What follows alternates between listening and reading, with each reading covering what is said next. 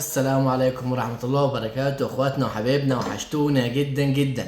فيديو مهم، فيديو فيه اخبار كتير جدا جدا جدا عن النادي الاهلي، عن منتخب مصر، عن تجديد زيزو، عن ازمة خالد عبد الفتاح.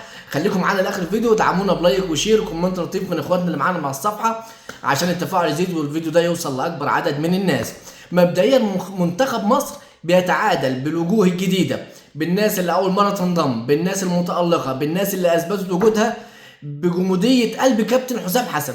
كابتن حسام حسن قلبه جامد، ماشي احنا صعدنا، بس ممكن تكون كان يعني لو حد مكانه كان يخاف تروح تلعب كاب فيردي بالاجواء دي، بنسبه الرطوبه، بملاعب نجيل صناعي، تخاف انك تشيل نتيجه، تخاف ان النتيجه تكون تاثر على لعيبتك. الناس الجديده لاول مره، لا الراجل راح ولعب بطاهر، ولعب بربيعه، لعب سموحه، ولعب بمعظم لاعبينا من منتخب الناشئ، من منتخب الاولمبي اللي له مستقبل باهر: اسامه فيصل، ابراهيم عادل، محمود صابر، ومره ومليون محمود صابر وابراهيم عادل.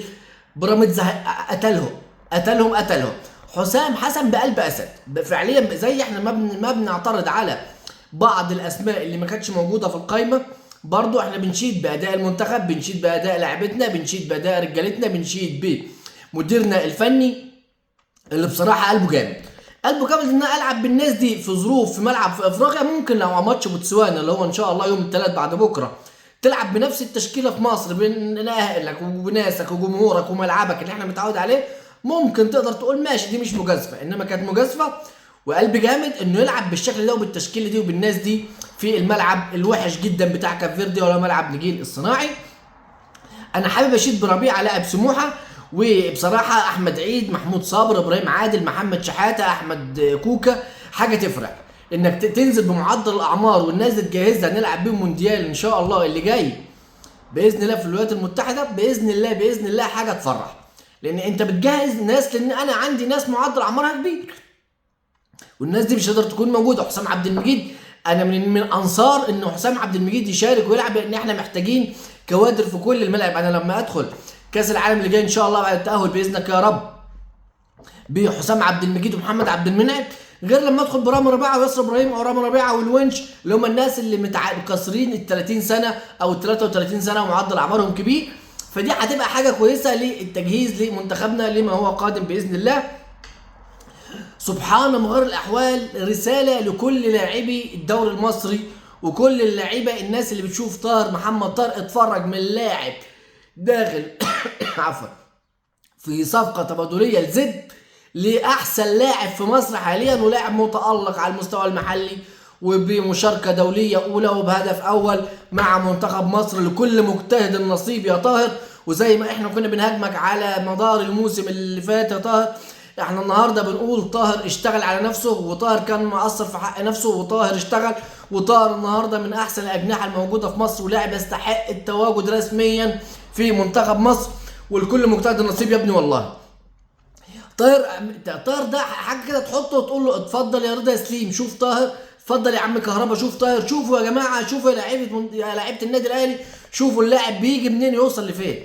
اللاعب كان بعيد جدا، بعيد عن الصوره، وبين يعني قوسين او ادنى من انه ينتقل في صفقه تبادليه لزد للاعب لا غنى عنه، الناس كلها بتشيد بيه. احمد سيد زيزو موقف في غايه الاحترام مع طاهر. احمد سيد زيزو عقليه اقسم بالله تدرس. انا راجل بشجع الاهلي، بحب النادي الاهلي جدا، بس احمد سيد زيزو هو على مدار تاريخه هو دايما بيشيد باخلاقيات زيزو بصراحه وبالمنتاليتي بتاع زيزو، بس انه يطلع يشيد بطاهر محمد طاهر، حد بيلعب فينا تقريبا في نفس مكانك في المنتخب، تطلع تهنيه، ده شيء عن السلام الداخلي اللي داخل اللاعب. فاحنا بنحب نشيد ونحيي زيزو على اللقطه اللي عملها وعلى اشادته بطاهر محمد طاهر.